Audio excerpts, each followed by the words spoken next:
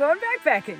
Yep, right here in Utah with the Symbiosis Gear Aspen, which, by the way, is designed specifically for women. Let's take her out and see what she can do.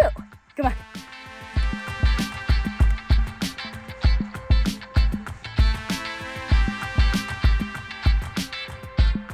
We made it to our campsite day one, just before it got dark. So just enough light left to pitch our tent, test that out, and relax, get some sleep, hike some more tomorrow.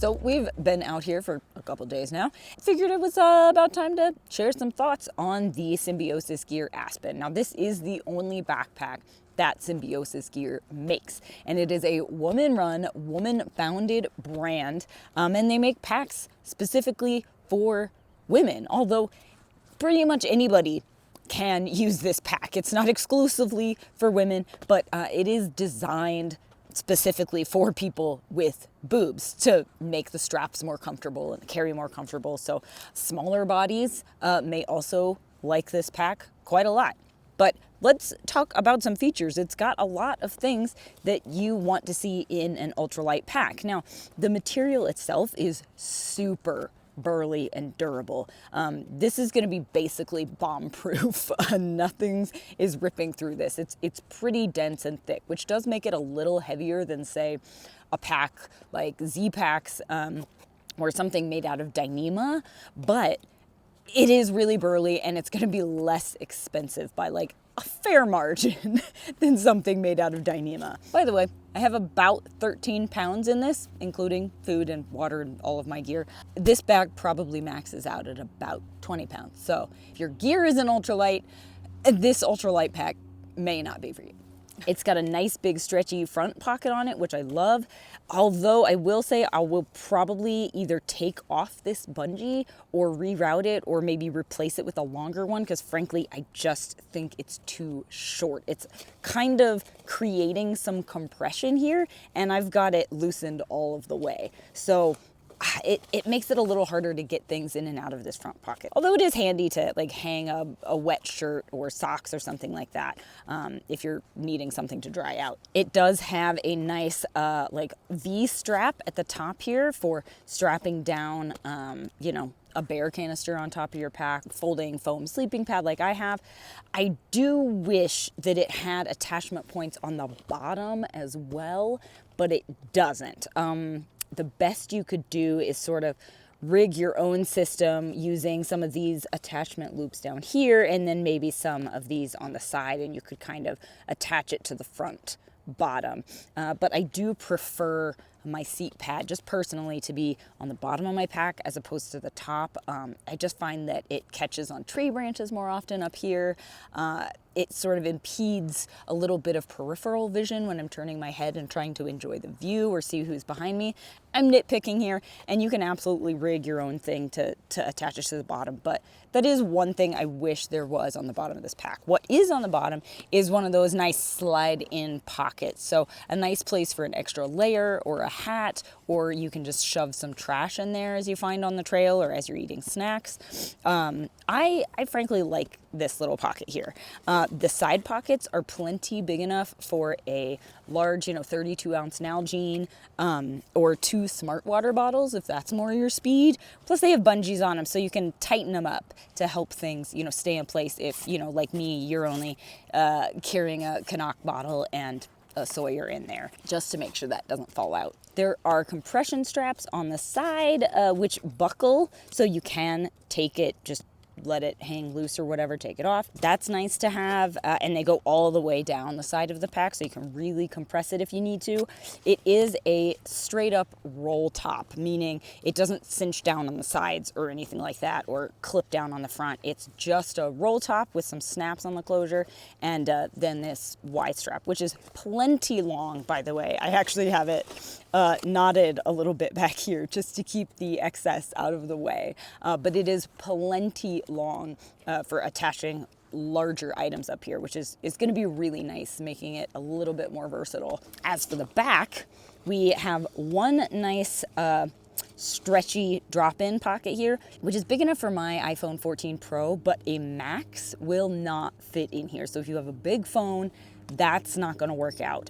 It's also not super deep, so if you like to keep a smart water bottle in there or something, like, you can squeeze it in, but it's really going to stand up high and make it not entirely usable for that purpose. So just something to think about. I do wish it had one on both sides, but I can understand why they didn't do it, because that leaves all of these daisy chains on this side open for attaching whatever the heck you want. A lot of times I'll have like my Peak Design capture clip attached to these things, and there are so many of them that, I mean, like, this is just beautiful. This is perfect. This is what I want as a photographer. The same goes for the attachment points for the sternum strap, which is repositionable. They are impressive. I mean, the length of these things, this goes almost the entire way down these S-curve straps, which means that you can put them wherever you need them. If you want them under your bust, like near your the bottom of your rib cage, you can do that. If you like them up high, that's fine. I really appreciate that versatility, because a lot of one-size-fits-all packs that I wear, and this is a one-size-fits-all, by the way, the sternum strap doesn't go up high enough on me, which is a problem for smaller or shorter people. So I really like that feature. I also really appreciate how close these straps are together. You don't often see that on a lot of backpacks, but they're nice and close together for people with smaller bodies. That way they're not sitting way out on the edge of your shoulders, which is nice. And they are comfy. They're a little bit stiff, but I think they'll soften up with time. And I did hike in it with just kind of like a tank top on, so the straps were rubbing against my shoulders and they didn't irritate me that much, even though they're kind of a mesh material. Speaking of the whole back, there's no frame to this. There's no seat pad to sort of like keep you protected from what's inside. So it may be a little tricky if you've got like a bear canister or something really stiff and bulky and pokey inside your bag, but it is just a tiny bit padded, and this nice mesh I thought would be really miserable when it's warm out, which it is today, but I actually liked it better than the Z-Packs bag that had like the folding foam seat pad here that sort of acted as a frame. That felt really, really hot and sweaty and like not breathable to me. Whereas this, yes, it's still really kind of sitting right against my back and I am sweaty, but because of this sort of mesh that it is, it kind of sucks up the sweat and disperses it and makes it dry faster. So I just took this bag off like 5 minutes ago and it's dry. My shirt is wetter than this bag is right now. So I actually really like that feature. As for the hip belt, it is just a webbing belt situation. There are no pockets. You could probably rig something up if you wanted, get some accessories, etc. I honestly used to have a problem with webbing belts.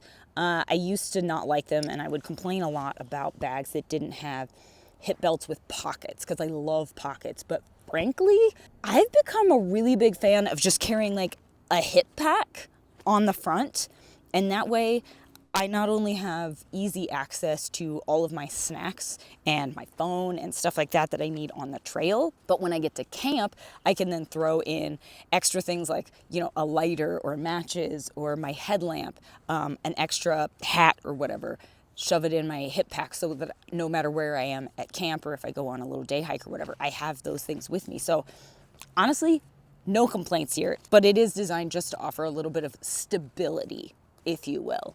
Honestly, it's a pretty comfortable pack. It fits well. The straps are clearly designed with that extreme S curve for people with boobs, or just smaller, narrower shoulders. I find it comfortable. I could do probably a week-long trip in this thing. It is small. It's only 38 liters, plus about 10 more in all of the exterior pockets. So all together, and when you can lash stuff to the outside, that's a pretty solid, at least weekend pack, in my opinion.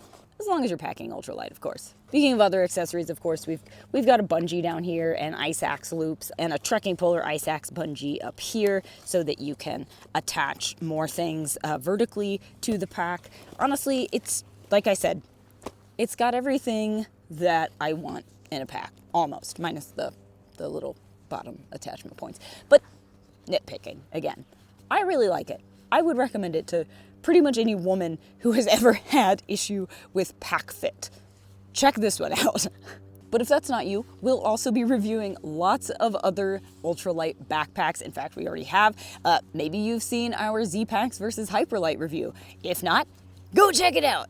We'll also be reviewing the 38-liter Gossamer Gear Scala. So subscribe so you don't miss that. I'm gonna keep backpacking. We still have like a couple miles to go, so let's get on with it already.